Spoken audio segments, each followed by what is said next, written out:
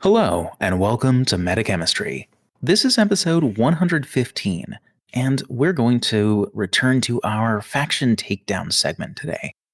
That is where we take a look at a faction and kind of take them apart, see how they work, see what you can kind of expect when sitting across the table from them, and kind of give you our best tips, tricks, and information to arm you for combat against those factions so you can better your odds when you're playing against those. And for this one, we're looking at a JSA Sectorial, specifically Shindenbutai.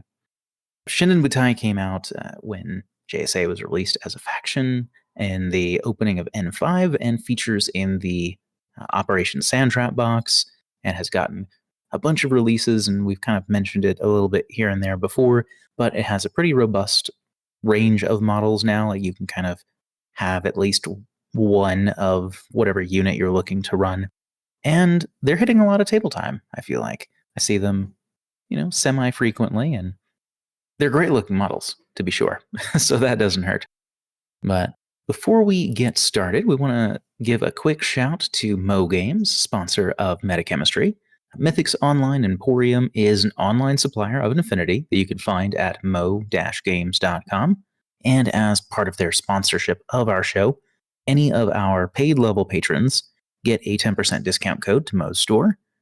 And anyone who is a member of our Discord is entered to win a $40 coupon code raffle to Mo Games' store each month just for being part of our community. You don't have to be a patron member for that. You do need to have an address in the United States where it can ship to, however, so just keep that in mind. Because what's better than games? Mo Games. For tonight, we have resident Shindenbutai expert Ian and myself. Ian, you are playing a lot of Shindenbutai because that has been your selected faction by our listeners for season 16. Yep. So how's that been going for you overall? It's a lot of fun. Not going to necessarily say that I'm particularly great with them, but they're a lot of fun. Nice. I mean, that's important. Yeah. It is a game. But yeah, otherwise, how have, I know you've mentioned our last check-in or so that things have been pretty busy lately, but have things cleared up much for you? Have you been getting many games in? Not a ton. On the tail end of a move and starting a renovation on a place, so like that's been eating up most of my time. But was able to make it out to a local tournament that we had yesterday. Yeah, that was fun. So I got to get 3 games in. I think I came in 6th place out of 10. So not great, but had a fun time. It was also a weird mission lineup. We did B-Pong, highly classified, and unmasking. Oh, interesting.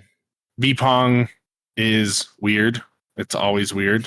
But I did the thing that we talked about in the B-Pong episode, and I went first, and I pushed that beacon hard into the enemy zone, and it stayed there.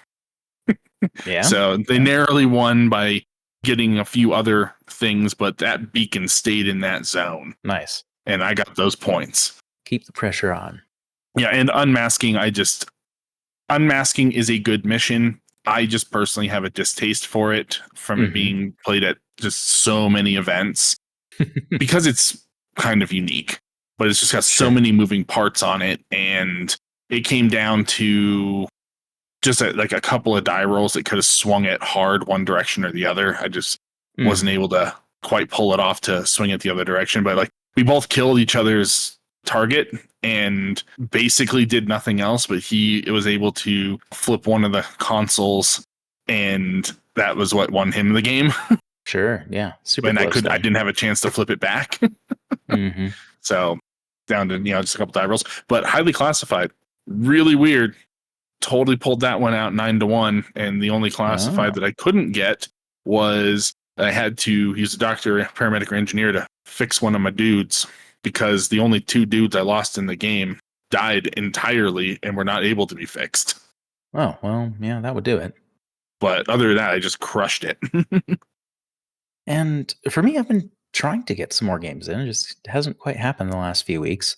I think that there's some There's some local infinity fatigue for players in the league. I think that impetus for getting in those regular games has kind of fallen off, or people are looking to have a break, or otherwise, kind of not being around for a little bit. But I think it'll start picking up again. But we've also had the stream of holidays back to back to back kind of thing going on over the last few weeks too. Yeah, I could see some of that potentially playing a part in it. Yeah. So, yeah, still messing around. Mostly, I guess, just occasional list building.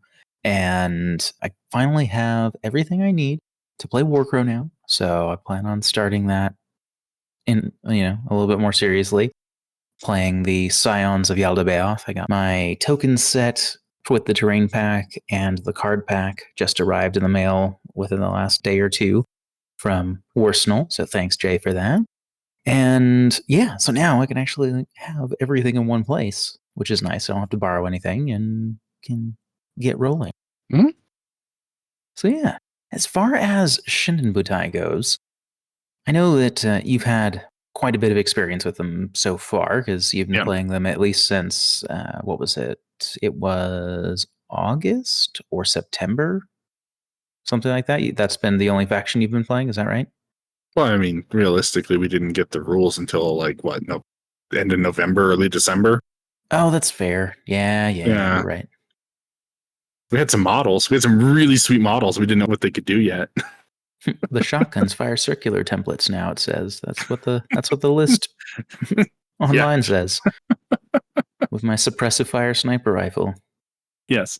But yeah. I'm glad that got cleared up to what it is now. For sure, yeah. When you hear Shindenbutai, what are kind of the major strengths that you immediately think of? Like, what do they really excel at, and something somebody should be watching out for if they're going against Shindenbutai? Speed and close combat. Yeah, that is their thing. They get there, but and like high mobility, because a significant amount of the models in Shindenbutai have either climbing plus or super jump. Yeah. They get around where they need to be usually rather quickly, and they tend towards having some decent resilience, especially on the BTS front, where basically nearly every model has BTS. A lot of them are BTS 6. Yeah, I feel like there are a good chunk of decent BTS troops, which is kind of interesting. Ties into their background with the nanite plague that's on the new planet. On Shinju, yeah. Yep, and then that's why all the Senku have like rebreather masks on them, and that's actually like kind of a theme in the sculpting of the models, is that none of them are basically barefaced. They all have some form of mask or rebreather or something because of that, and then that's reflected in their rules, with their generally having BTS of at least 3, if not 6, on just about everything. Yeah, that's fair. They do have a handful of models without BTS, but I think that most of those are like models that were previously in JSA already. But I think anything that were new units to them, that's generally the case. Yeah, because it's currently it's the Monstruckers, who are mercenaries, the Tag Pilot, because that's also just used everywhere else in JSA, the Tokusetsu, Doctor and Engineer, they don't have it, nor does the War Corps, basically mercenary, and from there it's really not a whole lot that doesn't have some form of it. It's like the ninja, the basic ninja. Kyojin, I think, are probably one of the new ones that don't. I don't think they have BTS offhand. No, the Kyojin don't. But yeah, but the ones you care Saito about. Doesn't. The heavy infantry in particular. Yeah, the heavy infantry do. The new skirmishers do, other than the Kyojin. Mm-hmm. Even the Yamabushi, their warband has BTS of 3. Right, yeah. I would say that obviously CC is one of their strengths for sure. And I agree that they are also really mobile. But yeah, they have a really high CC ceiling, being JSA, which is not really a surprise. They don't have any of the martial arts 5 characters in Shindenbutai, but some of these are still arguably better. The Hatamoto in particular, because it has Natural Born Warrior with martial arts 4. Yeah, Hatamoto is gross. Yeah, like he's swinging at a 26. Just deal with it. 2 dice at a 26. It's just what's happening. Yeah, It's gross. Like he can hold his own fairly reliably against any other single model CC combatant in the game. And I sure. say that because if you run Uberfall Commando Squad into him, he's going to have a bad day because just of the nature of he chooses one to attack and they attack with a different one. Yeah. But if it's a single one-on-one combat, he's either going to win or it's going to be a coin toss. Yeah, so they have really powerful CC. And I would say they also have just a lot of interesting pieces of kit. Like they have access to a lot of just new things. They have good disco ballers. Their fire teams, I feel like, are generally pretty efficient. Mm-hmm. The Bushitai teams, maybe you don't necessarily want to run the Jizamurai in order to get the bonuses for Hatamotos or Shizoku or what have you, but Well, you need to have one. exactly. And so maybe you wouldn't want to have that, but generally I feel like they have pretty solid fire teams with good options to round out those teams. And which kind of lends to what you were saying about their mobility and that they're pretty order efficient as far as that goes, and they can kind of pretty easily make teams that cover all the bases. Yeah. Well, and it's like specifically with the Bushitai team, every option to put in a Bushitai team is a 6-2 move with stealth and high CC. Every single one of them. Yeah, and that's important to note too, is that the faction does have a fair amount of stealth. Yeah. Which is harder to bypass these days. You still have to keep an eye out for Sixth Sense and Combat Instinct models, but particularly for like your hackable pieces, it's much safer to move around than it has been in previous editions. Both of the hackable models in that team, the Hatamoto and the Shizoku, are both BTS 6. Right, exactly.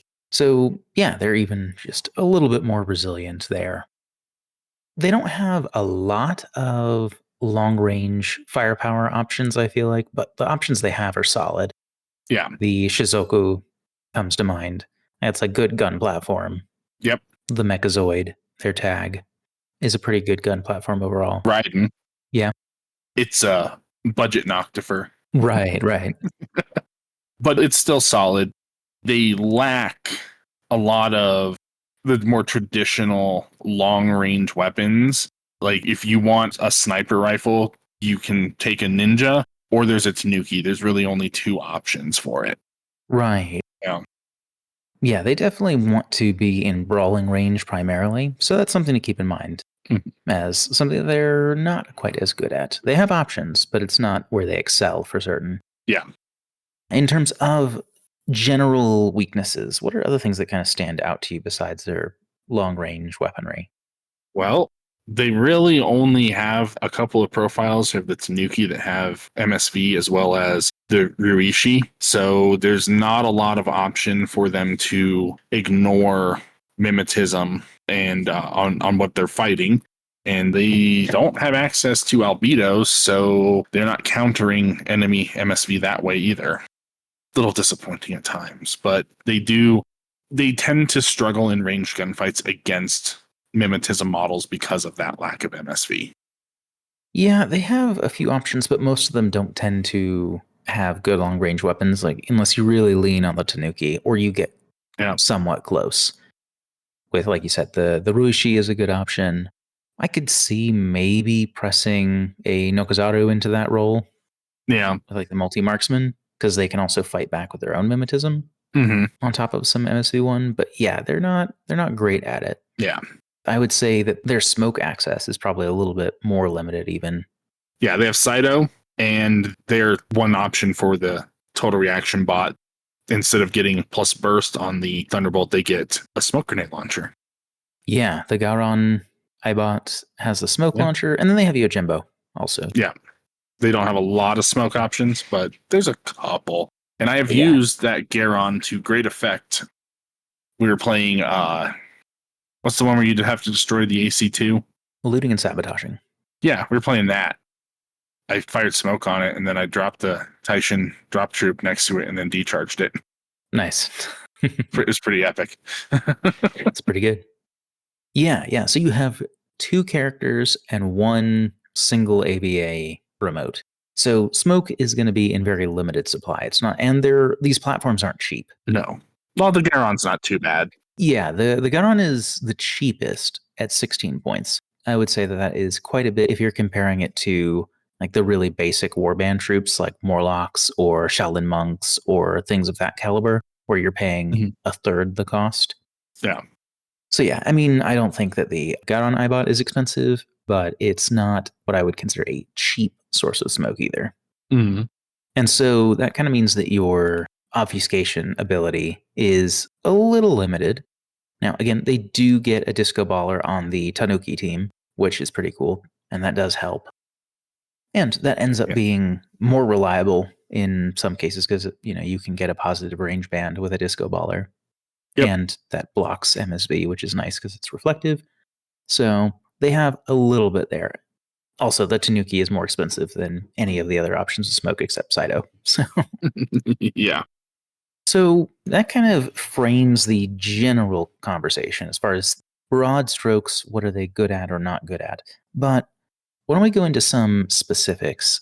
Let's go over some units that you would say kind of define the faction and are just powerful units that you are likely to see in many or even most lists, and probably are the reason someone might be drawn to Shindenbutai. Absolutely. Number 1, the Hatamoto. Yeah. Best model in the faction. Yeah, the Hatamoto is a pretty easy pick for sure. You can run him one of 2 ways, either with NCO or with +1 lieutenant order. He's pretty useful there, has some flexibility. He comes with the option of a Spitfire, a Red Fury, or a plasma carbine. One of those nice, unique things that, hey, we got some plasma outside of Combined Army on like what the 3 models that can do that now or something. There's a handful. Not a lot, but there's several. Yeah, it's like 5 or less that have plasma outside of Combined Army. Sounds right offhand. That's really cool. Then he's got the nano screen, so he's got really good defensibility, especially with the changes to the nano screen that basically you only ignore it by getting into CC with it. Mm-hmm. Which, so, oh no. Yeah. Not CC with the Hatamoto. Exactly. He has combat instinct, so he ignores surprise attack. And he's just kind of got the whole package, and he's relatively inexpensive. The plasma is like 34 to 36 points. Yeah. So he can put out a lot of hurt for that. But the key with him, and I think like the +1 lieutenant order is, if you're running him solo, sure, awesome, because he also has frenzy. Mm-hmm. So like he potentially could be kicking out like 4 orders on his own. Yeah. But if you have him in a team, I think he's just so much better running as the NCO because you have access to the Metsuke, which is the dedicated lieutenant profile for Shindenbutai. Yeah, exactly. It's relatively cheap for a lieutenant, 22 or 23 points. You can get it either with +1 lieutenant order or with Strategos. You have a little bit of option there. I prefer the +1 lieutenant order so I can fuel the Hatamoto and the Link team. Sure, I could see it. And the thing is, you know what it is. Like, he has holo projector for defense. He does not have holo mask. It's a Mitsuke. It's going to get hidden up somewhere that's probably difficult to reach. You take that out, it's going to suck a little bit unless they take a Tanuki that has a chain of command. That they do have that option on one model. Sure. And it's pretty obvious because it's the Tanuki that has a boarding shotgun. It's like I think the only one that has a boarding shotgun. Or would have to be a paramedic. But yeah, there's no plain boarding shotgun to hide it. Exactly. There's that. But the Mitsuke is awesome because he's no slouch in CC. He still has like CC 21 with martial arts too. Still has stealth. Surprise attack with the holo projector. He has counterintelligence. Yeah, that's the big one for me. Yeah, another reason to have him there. And he has +1 burst on his ballistic skill attacks, which helps a lot because he doesn't really have guns. He's got a nanopulsar, a flash pulse, and a heavy pistol. So he's not a gunfighter, but the +1 burst does definitely help out a little bit if he does have to mix it up with somebody. Yeah, I mean, it's definitely a little bit more of a threat than if they didn't have it, but yeah, I can't imagine taking active attacks with this unit very often. No, but turn 3 when he's one of the things I've got left. Yeah, I've done Sure, it. yeah. There's definitely times where you kind of have to resort to whatever tools you have.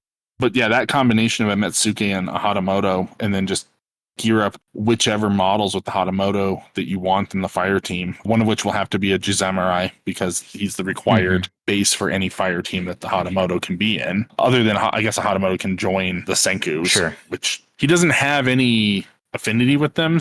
If you bring 2 of them, but then you could just bring 1 Jizamurai for roughly the same cost.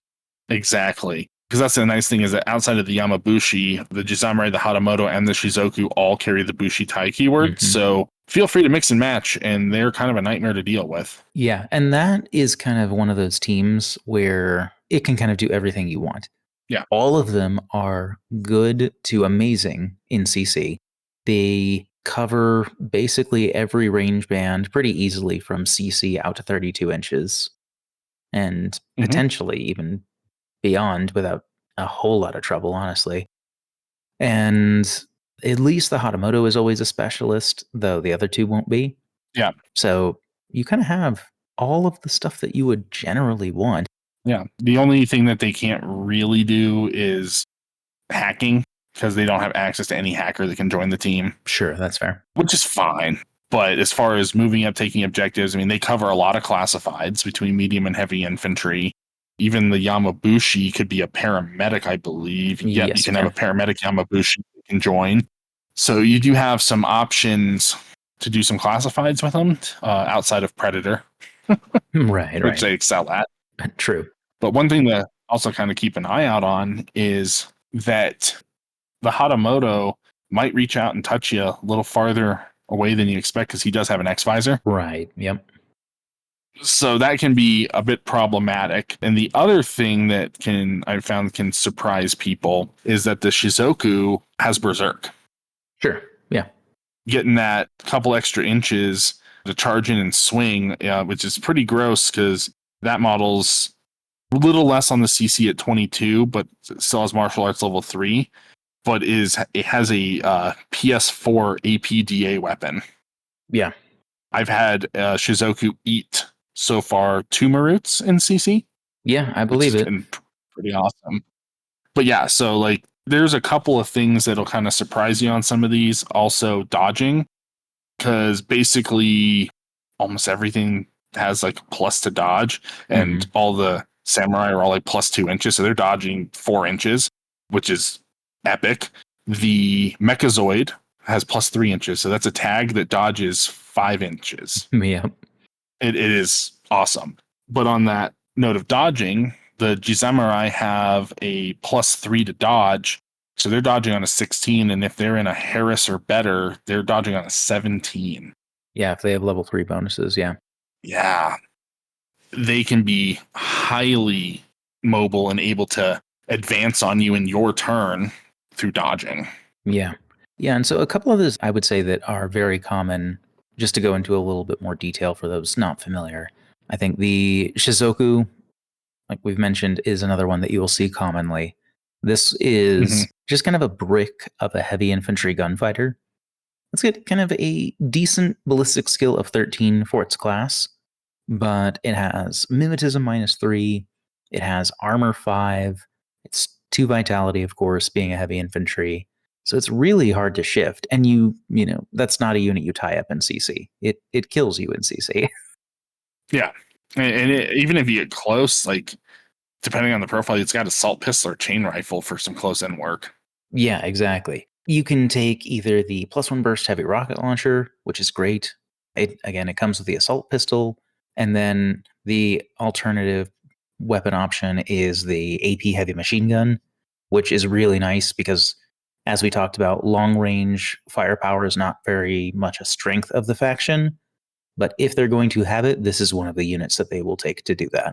So keeping that in mind will be important.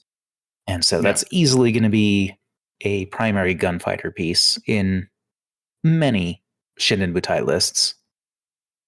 And then also, so we've talked about them a bit, the Tanuki teams are kind of the medium infantry workhorses of the faction who kind of have a lot of roles. Yeah, they're the kind of the glue. I foresee a minimum of one Tanuki in every list, just because they are going to fill in some essential role no matter what. Mm-hmm.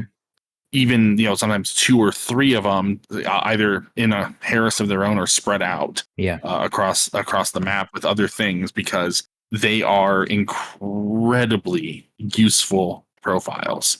Yeah, and so these units, they're also ballistic skill 13. They get a dodge bonus. They're only Fizz 11, but that means they dodge on 14s normally, which is pretty respectable. The number 2 can be relevant, but they're limited to Harris teams, so only moderately so. But they do have Warhorse, which can help a fair bit. One to combat Mhm. BS attack minus X, of course. And then also they have a really good hacker that is a hacker you will likely see in a lot of Shindenbutai lists. It's only 20 points, and it has a standard hacking device with submachine gun, pitcher, and a disco baller. And having a pitcher and a disco baller when your base BS is 13 feels really good. Yeah. Getting a level 2 fire team with them or better means you're very reliably putting down those deployables where you want them to go. Mm-hmm. So that is something that I think you will see very commonly. And of course, Warhorse is very valuable on hackers and heavy infantry because then they can't be isolated. So you don't have to worry about the most common hacking program that tries to stop you, which is Oblivion. Yeah, and then my favorite part is that they are able to form a fire team with the Ruishi that maintains purity. Yeah, that's another standout one where I would see. I feel like Ruishi would be pretty common in lists because these are one of the 2 combat remotes. So these are the size 4 or the silhouette 4 fighting remotes where you can either take the MSV2 Spitfire or a MSV1 Red Fury and Shock Mine Dispenser. And I think that there's interesting use cases for both. Mm-hmm. Now, one of the things with the Tanuki that when they can link with that is that they have a specialist option that is an engineer in all but name. It does everything an engineer does, but have the engineer skill. It has decharges, a deactivator, and a gizmo kit, but it's not fully an engineer, but it is a specialist operative. But that's a good one to go up with the Riishi, because then you can potentially bring it back up with the gizmo kit. Sure. It's also good if you wanted to run a Harris and have that hacker, because then you already have a guy with a gizmo kit nearby to keep reactivating the disco ball. Right. And you can also, if you are already near-ish to a target you want to hack, you can have the hacker be the leader, slingshot the Ruishi forward, maintaining coherency, and then get your firewall benefits by hacking through that. Yep.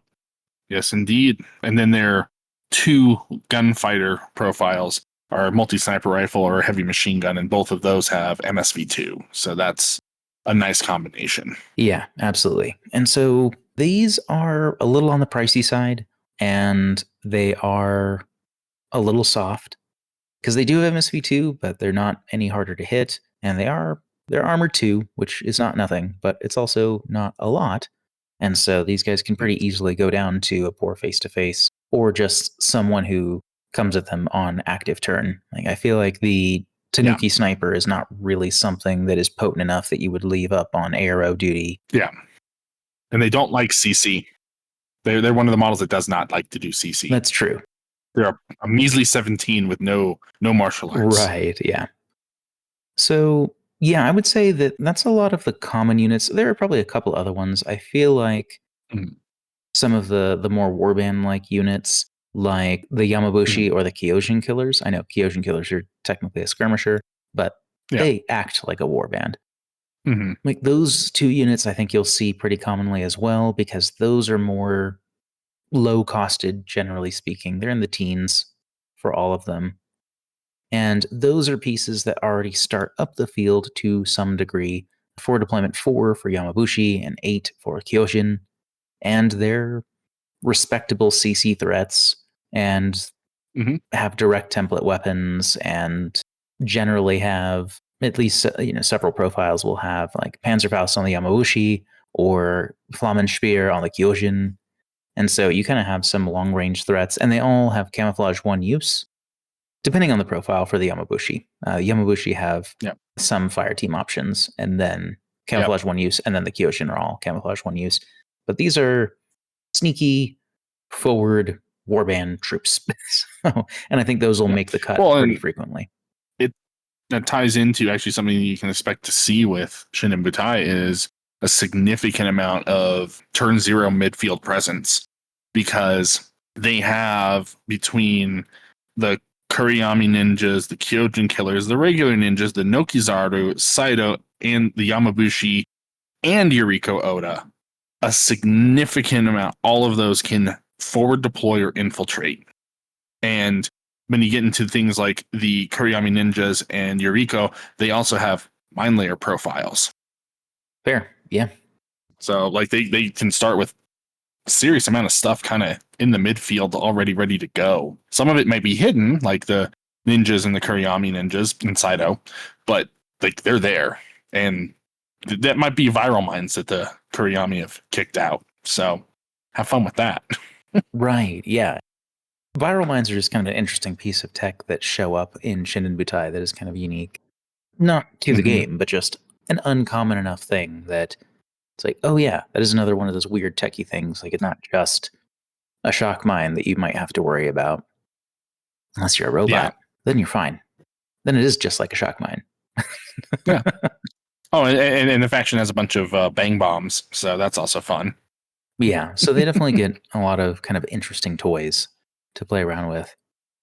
If you had to pick like one or two units that are not one of those things that you immediately kind of want to snap pick in a list, what are maybe another profile or two of things that you would say, like, hey, these are good things to watch out for, but you probably won't see them all the time against Shindenbutai? Number one, the Taishin Guntai. Sure. It's a super basic combat jump trooper, which it's really nothing special. It has combat jump and parachutist. Its CC is 21. It has martial arts 1. Its ballistic skill is only 11. Its phys is 12. It is not fancy. It has basic loadouts like a boarding shotgun with D charges, a forward observer with an SMG, a hacker and a killer hacker with boarding shotguns. D charges are on every profile, so that's actually super useful. But they're relatively inexpensive, 19 to 23 points. But the thing is that this is the only combat jump trooper. It's the only parachutist even that JSA has. Yeah, as a whole faction. Yeah, as a whole faction, and you're not going to see it in Oban. So I'm not going to say that you're going to see these often because they are kind of boring.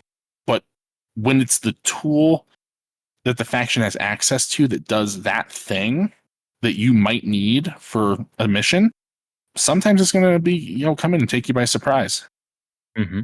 I've definitely used them several times to good effect, not to come in and kill things, but to come in and do objectives, to do classifieds, to further the game.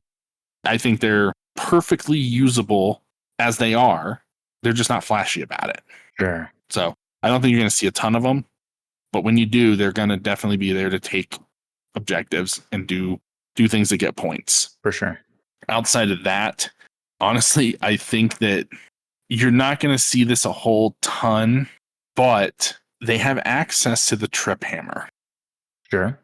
Sometimes, obviously, like, if you have a choice between the trip hammer and the Mechazoid, you're probably going to go with the Mechazoid because it's a cooler tag. Like, it's just hands down the cooler tag. It is. It's the only model with the multi-Spitfire. Like, it is awesome. Bothers me to no end. It does all the CC. It still has stealth on a tag. It does all the cool things. It's not expensive, but it's not cheap. It's like, mid-range. But if you need a cheaper tag, it's around 70 points. It's expensive for a size 6 tag. Yeah. It's not expensive when you look at the size 7 tags, but it's a little on the pricey side for a size 6. Yeah. But you need a cheap tag or you want to run a second tag, hey, there's a trip hammer and it's 48 points and you might roll an HMG up on its booty roll, or you might roll Mimetism -6, which is always a fun time on it. Can it roll an HMG? I thought that was the one that translated to an extra burst on tags. Maybe it did. Well, Mimetism -6 is always fun. That's true. There is some really cool options. Yeah, it is +1 burst on tags. But you can get a multi-sniper rifle. There you go. That's what we need. Or get immunity to armor, whatever. But right. With the booty roll on it, it has a bunch of options.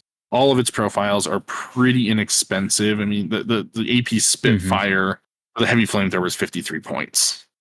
Sure. It's not crazy. And fun little thing, the Tag Ride Tag Pilot gives bonuses to the Trip Hammer. Sure. Yeah. As long as it's in the same combat group. Yep. So now all of a sudden the Trip Hammer is dodging on 12s instead of 9s if you need it to. And getting fixed on 11s. That is factual. I don't know if it's a selling point. It's come up. Well, on the Tagarita is actually just great because it's like a 12-point specialist operative that boosts a tag, but also like in and of herself is good at CC. Yeah. Like, for 12 points, she's pretty solid, and you can also throw her into some links with like Senku and stuff. So that was pretty cool. Yeah. And then like, always the favorite of, we've talked about it before, but the Raiden, it's just, it's a cool model. It's a cool profile. I missed that the Spitfire profile went away. Sure.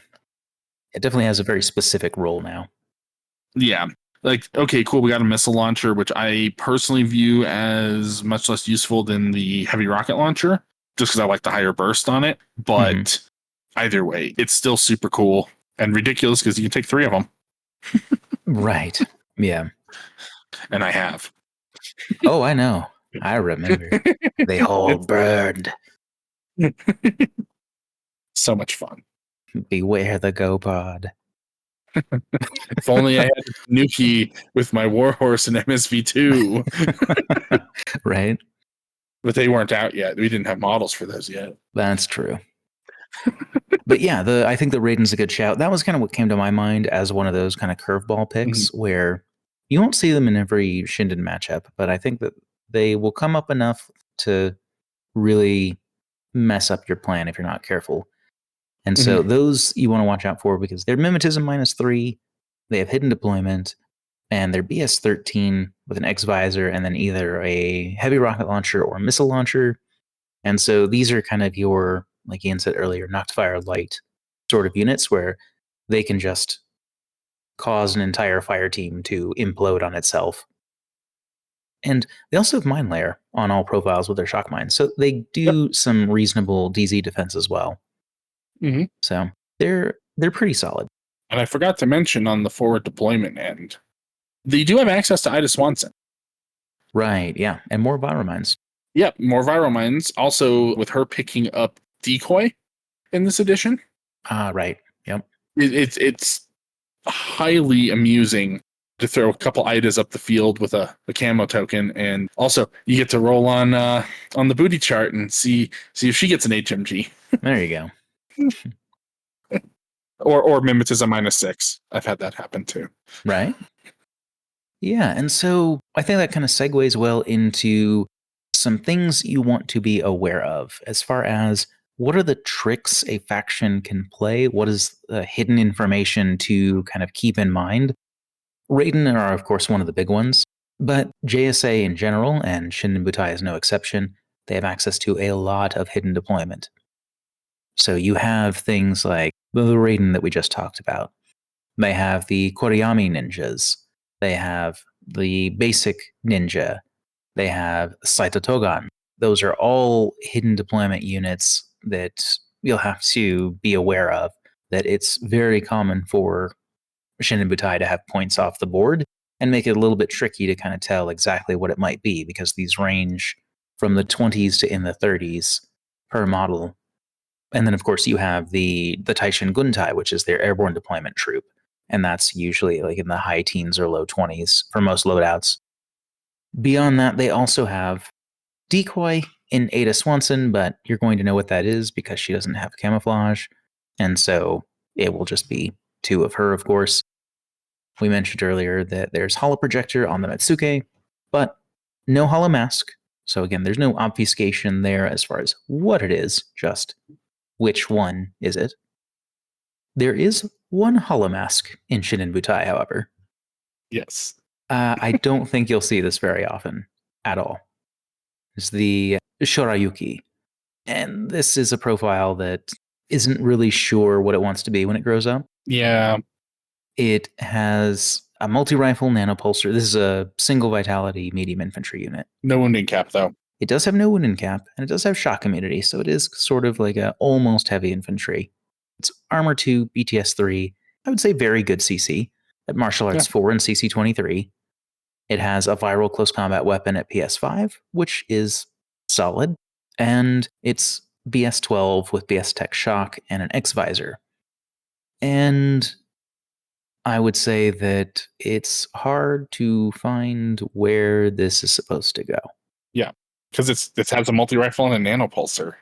Yeah, it wants to be at medium short range, but it's like this is a 30-point model. So hollow masking it, it's hard to hollow mask it as things much more expensive than it. There aren't, there's not super elite 50, 60 point heavy infantry to hide other things as.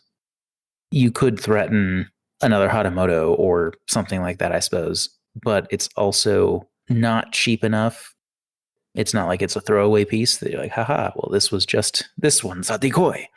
Yeah, I think the strength on it is that it's a wild card, so you can put it into whatever fire team disguised as whatever. I guess maybe if you had it hiding out with the Senku or something, like if your lieutenant was hiding in there and somebody came after him, and you're like, surprise, here's my close combat monster that's going to defend my lieutenant. I guess. Yeah, but that feels like just such a huge stretch because for cheaper than the Shorayuki, you could just get the Metsuke, and then you'll still have 3 Metsuke to instead of a Harris to decoy with. Because you could have a Harris of a Lieutenant Senku and a Kombi Senku, and then mask a Shorayuki as a Kombi Senku. I don't know. That seems like a lot of points to sit back just as bait. Yeah. That might not get interacted with. And I feel like the Metsuke still, not only is it better at the job of being a lieutenant than Senku are, it's also much, much cheaper. Yeah. And if something does manage to get close to it, I feel like it's more able to defend itself than a Senku is. The Shorayuki, or you mean the Metsuke? No, the Metsuke. I mean, yeah, that's true. I mean, that's not like hard. Senku are not good at most anything. Yeah. Because like if you get up there, it's like, okay, it's got the nanopulsar, it's got the CC and stuff to kind of back it up if that is the route that things happen. Not plan A, obviously. Plan A is not getting attacked, but Right. So yes, there is technically hollow mask, but I would see that as you're not really going to run into that very much at all. And even if you do, I don't know how effectual it having hollow mask will be. Yeah, I just don't know. I don't know. I personally have not found a place for it yet. Yeah, and then another thing that might be kind of interesting to know are possible lieutenant options. The Metsuke, of course, must be a lieutenant, regardless of what it is, and you always know that it is a Metsuke because it is hollow projector, but not hollow mask. The only Whip 12 lieutenant is a Senku trooper, and that's going to be a plain combi rifle Senku. And has the SWC tax. And has an SWC tax. So it's a pretty disincentivized. In case you were worried you needed to put Senku on the table, you don't have to. Yeah. The Tanuki's got a solid one. That lieutenant option has an HMG and gets an SWC discount for it. Yeah, the MSV2 HMG option is interesting, but I don't know. I don't feel like I would ever take it over a Mitsuke. Yeah. I would rather take a Mitsuke with Strategos to give the Tanuki an extra order than make the Tanuki a team lead when it can't spend the lieutenant order anyway. Yeah. And then I don't have to be risking my lieutenant in a gunfight when it's pretty risky. Or take the Metsuke with the extra lieutenant order to give your NCO Hatamoto 2 extra orders. Sure. Yeah. If you have the Hatamoto. Yeah, the Hatamoto could be your lieutenant with an extra lieutenant order. All of its options for lieutenant have 2 lieutenant orders, but I feel like it's much more useful if it's solo. Right. I agree. Yeah.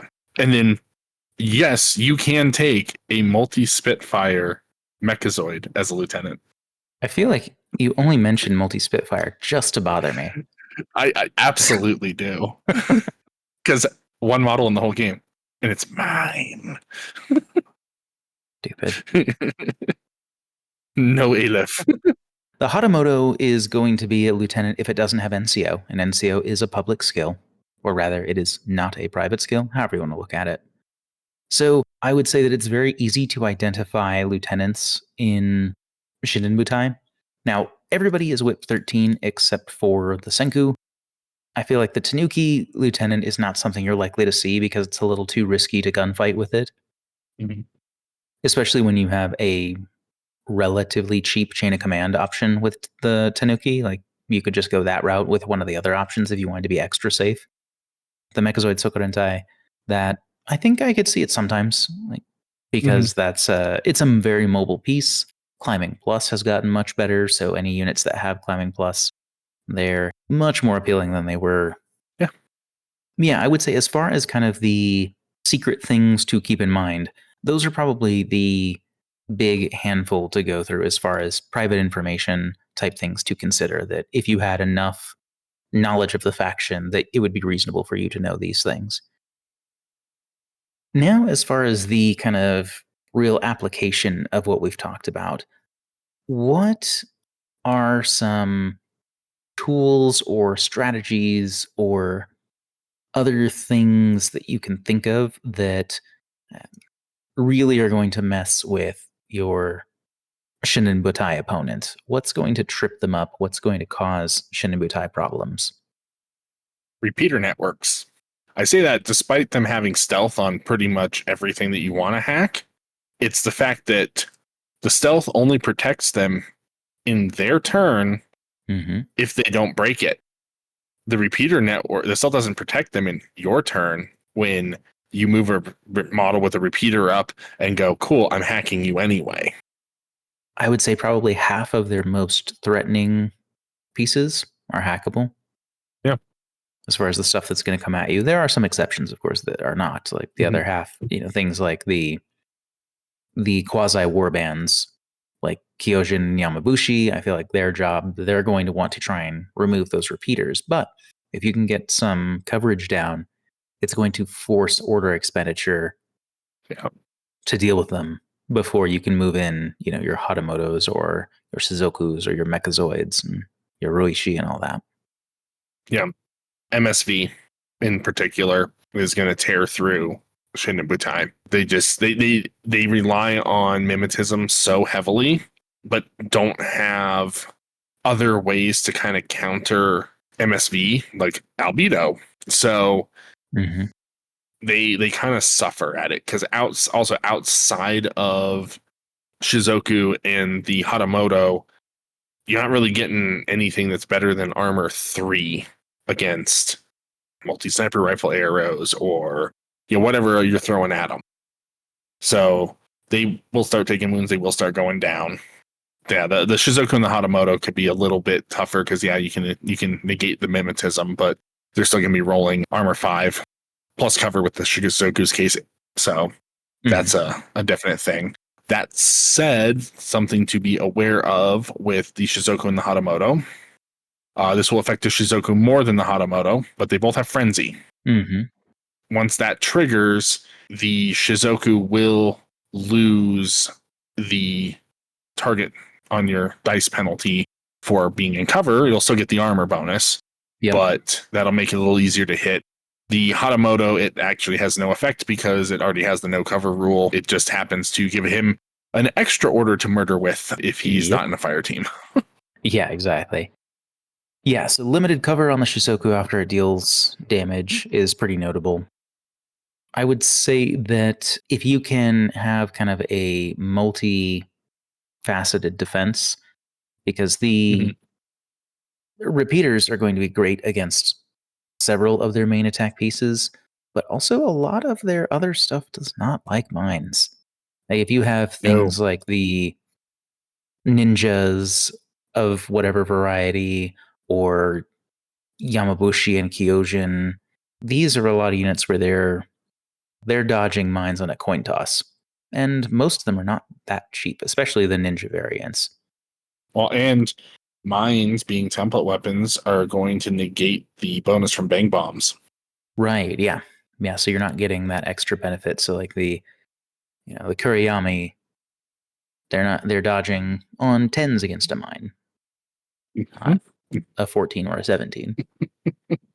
Why is it a +4? Why is it a +4? Just to upset you. You got too used to modifiers of 3. Yep, that's solely a me problem. I've never heard that from anyone else. Yep.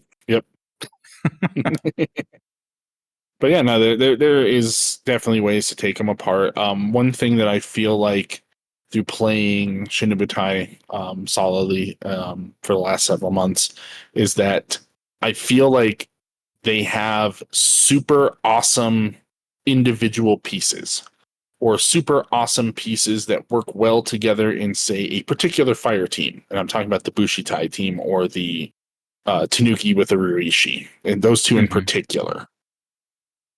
But I feel like, and this may just be more of a personal thing, but I feel like unlike a lot of other factions, that Shindenbutai doesn't really support itself with the options that it has.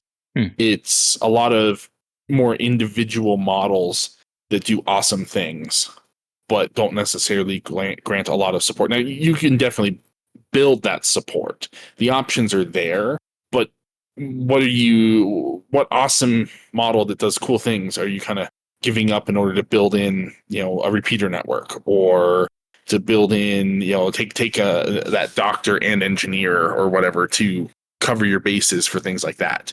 Sure. It feels, which I think this is by design, kind of makes sense for the theme of the army and going heavily onto like so much on the samurai and stuff like that. But it just definitely feels like it's a lot more individual pieces or like small fire teams of pieces that operate more independently. They don't necessarily offer the mutual support that you see kind of readily available in a lot of other factions. I could kind of see that. Yeah, I feel like one thing that springs to mind that pairs well into Shindenbutai is long-range firepower is typically going to overwhelm most arrows this faction can produce. There are not very many like hard stop arrows that are going to beat really strong gunfighters. I think probably the closest is the Shizoku. And even then, it's more of a roadblock than anything, which I mean, that's what you can really hope for with an arrow, I suppose. But yeah, the Garon, because it's a TR bot with an HMG. Sure. But, just the same as anybody else's. Right, exactly. And so there aren't many things that'll really reliably hold on an arrow for an extended period. Like some things can. Obviously, you could make a string of saves or get a couple lucky hits through, but generally speaking, like these are not going to win gunfights frequently.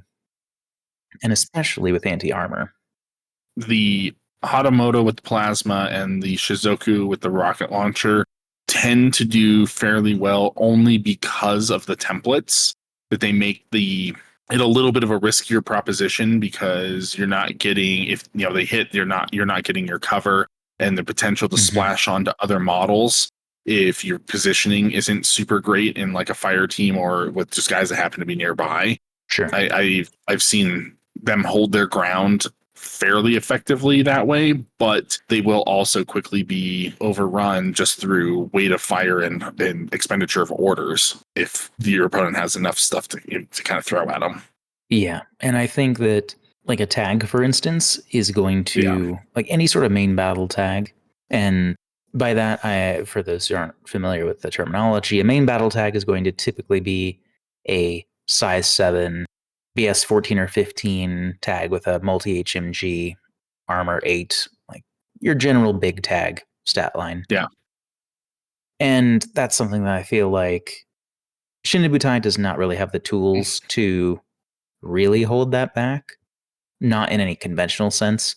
They can try and waste its time with camo and trying to discover things and things along those lines. But you can definitely bully them at range. And if you can keep them off of you with long range AROs, it can be tricky for them to advance and really apply that close combat ability that they're very, very good at. Like if they get into CC, almost anything in the game is going to have a bad time. Yeah. But if you can keep them at arm's reach, that's going to go a really long way. And they have some difficulty trying to fight back against that. Even something that doesn't necessarily have extreme damage output on his own, but going back to Maximus feels like he would really hold back a lot of Shindenbutai and kind of bully them around a bit. He has immunity armor, so the limited ranged armor piercing that they have won't matter. Yeah. They do have a couple of emitters, I suppose, so there is that. But he can typically outweigh them in dice and not really have to worry about that. So bullying them at range, I think, will work out quite well because they don't really have great ARO pieces. They have a couple that I would say are good, but I don't think they don't really have much that I would consider a great ARO. Yeah. So what other things have you seen? If you see, maybe it's a particular unit, maybe it's like a style of unit or a particular archetype of list or something like that. What, as a Shindenbutai player yourself, makes you just kind of hang your head and be like, oh, it's going to be one of those games. Kestrel. Kestrel, because of the MSV? Like, honestly, yeah. Like, every so far, every match I've gone against Kestrel has just been an absolute slaughterfest against me. Yeah, and what other factors have you seen? MSV, it definitely, you mentioned, is definitely part of it because there's a fair amount of mimetism. Well, there's a lot of mimetism in the faction. But are there other things that Kestrel in particular has, or is it just that they have an abundance of MSV? Abundance of MSV, a decent amount of their own mimetism, the things like the Crux Knight that just decide that they are going to get special die, especially in ARO, which is very annoying to deal with. Sure. It's like, oh, I'm a Crux Knight and I'm in a fire team, and I'm gonna roll 3 dice as my ARO. Okay. Okay, that's fine. And I think any faction or list that can lean heavily into MSV, multiple dice in ARO, things like a start, just to be able to hold things back. Honestly, anything that is going to slow down the route of advance. Mm-hmm. Deployable weapons, those are really annoying. Turrets, though they have now been nerfed a bit, turrets are annoying because Shinden has generally just low enough armor that it makes the turrets you're going to have to put orders into them because with the lack of meaningful options for smoke, it makes it kind of hard to bypass the turrets entirely in many cases. So you're more than often not going to have to engage on them, which yeah, they suck. They go down easy if you can hit them with their high bursts back at you. Like it's a weight of dice game at that point because they're generally going to be throwing about the same amount of dice back at you from a cheap platform, and they are good at crit fishing. Yeah, absolutely. And I think that makes sense just in general as far as they don't have a lot of ways to bypass hard AROs. Like I said, their smoke is pretty limited and not on cheap platforms. They do have a moderately cheap disco baller, but it can't be everywhere, and I don't know if that's a profile you're going to take several of.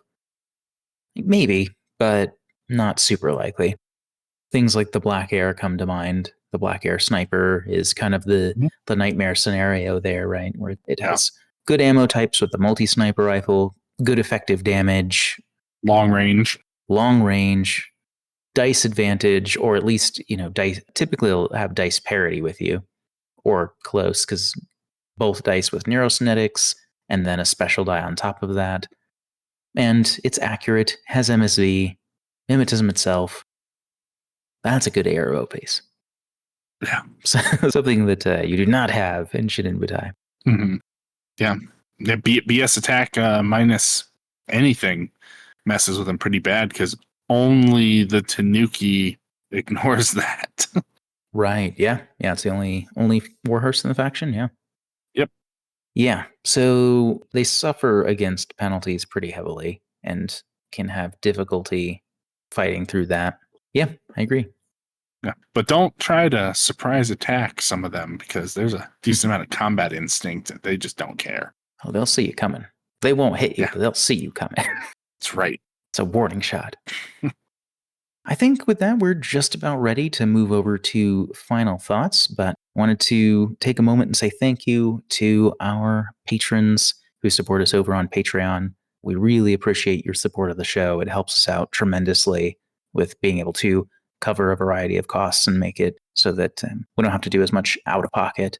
And speaking of, all of that does stay in the show. We don't take payment out for ourselves. We do this because we love doing it, and hopefully you all enjoy it as well. If you are interested in supporting us on Patreon, you can find us at patreon.com/metachemistry, and you can either join as a free member just to kind of stay on top of our posts and the like, or if you are in a position where you can and are willing to support us financially, you can do that as well. And we give a variety of benefits back to show our gratitude for that. Things like early access to episodes so you can listen to them a week early, some Patreon exclusive channels on our otherwise free and open Discord, final voting on polls, things along those lines. And as far as our Discord itself goes, that is a general open community where we'd love to have you. So if you want to talk more Infinity, you want to say hi to us, you want to say how bad you beat your next Shindenbutai opponent, that would be a great place to post that. And I'm sure Ian would love it. It would just be a good time to have you join our little community there. With that said, Ian, final thoughts on how to take down Shindenbutai. It's not that hard. Just don't let them get in close combat with you. That's it. Like- if you don't get in close combat when you're playing Shindenbutai, you just lose. That's the failure state. Yeah. I mean, let me put it this way. They are geared so heavily towards close combat For sure. that I engage in it as much as possible. So if I don't get there, it definitely means I'm not killing as much stuff. So keep them from getting into close combat. Because then they become a little unstoppable at that point. The thing is, they have the speed to get there and the mobility skills to get there. So yeah, don't let them get there. Do whatever you can to slow them down. It'll be fine. It'll be fine. Yeah, absolutely. I think obviously staying out of CC with one of the best, if not the best CC faction in the game, at least we're talking about JSA as a whole, but Shindenbutai is also very, very good. You'll probably have a bad time if you're CCing them. Not that they can't lose, they just probably won't. Yeah.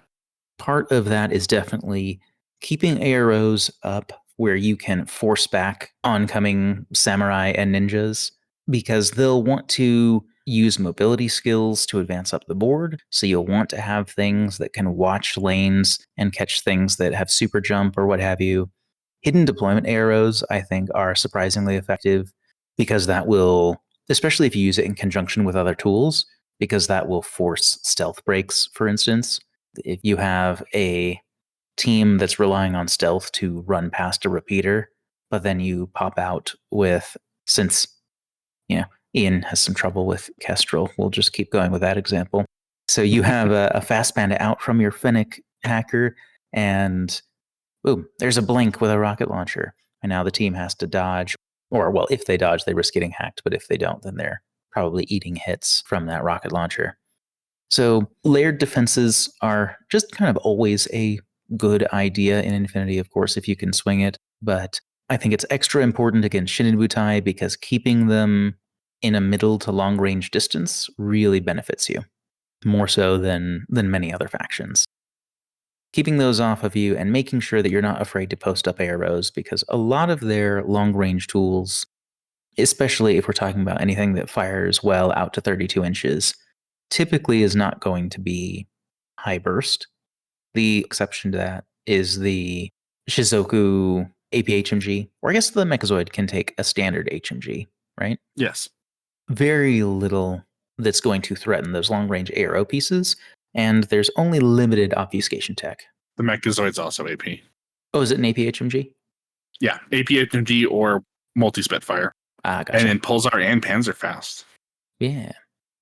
Yeah, so they can punch through the armor still, and they can, there are some things that can definitely reach out, but it's pretty limited. Like those are two models that are not very cheap in either front.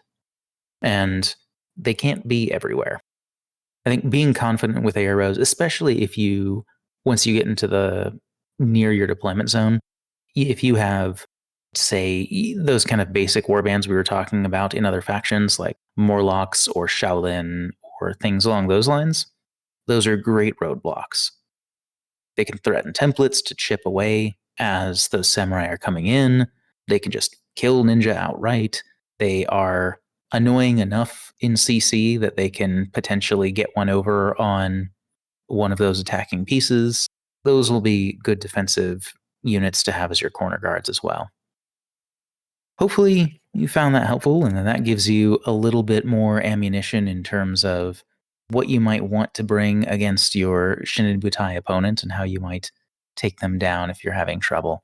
Let us know if you have other tips of your own that have worked well for you, or if you think that maybe we said something that wasn't really true. I think, well, that doesn't work in Shindenbutai. We'd love to hear that. Feel free to let us know. You can always drop a comment on our Spotify page or on our YouTube channel or what have you, or drop by our Discord, because we'd love to hear from you. But on behalf of Metachemistry, this has been Devin and Ian, and that's the meta.